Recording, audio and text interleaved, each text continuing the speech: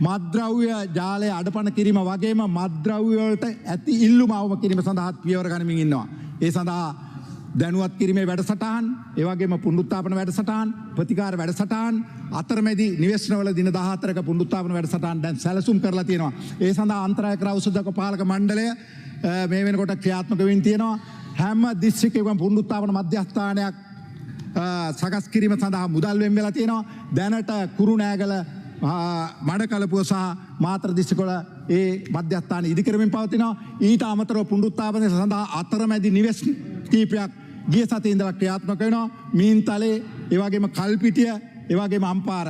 එහින්ද පුනරුත්ථාපන වැඩසටහන එහෙම නැත්නම් මත්ද්‍රව්‍ය සඳහා තියෙන ඉල්ලුම අවම කිරීම සඳහා අවශ්‍ය පියවර අරන් තියෙනවා. ඒ සඳහා කටයුතු අපි මේ වෙනකොට ඒ වෙනුවෙන් මත්ද්‍රව්‍ය නිවාරණ ජාතික සභාව පිටවලා තියෙන මුදුනෙන් ඒ සභාපති ගරු ජනාධිපතිතුමා ඒ හරහා මේ රටට බලය ශක්තිය අපි සපයනවා. ජනාධිපතිතුමා විශේෂයෙන් ආණ්ඩුවේ ආශිර්වාදය, ආණ්ඩුවේ උවමනාව අපි පෙන්눔 කරලා තියෙනවා. මේ මත්ද්‍රව්‍ය මේ රටින් තුරන් කිරීමේ ජාතික වැඩපිළිවෙළ දියත් කරලා තියෙනවා. දෙවෙනි තලය දිස්ත්‍රික් සභාව අපි මේ වෙනකොට සකස් කරමින් යනවා.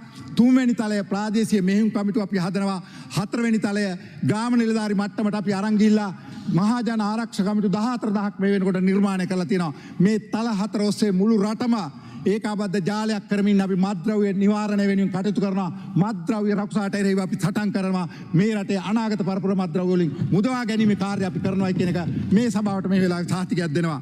ඒ සඳහා අවශ්‍ය අපි සියලු පියවරයන් අරන් තියෙනවා. පොලිසියත් ත්‍රිවිධ හමුදාවත් සක්‍රීයව මෙහෙයුම් ජාලය දැන් ක්‍රියාත්මක කරමින් තියෙනවා.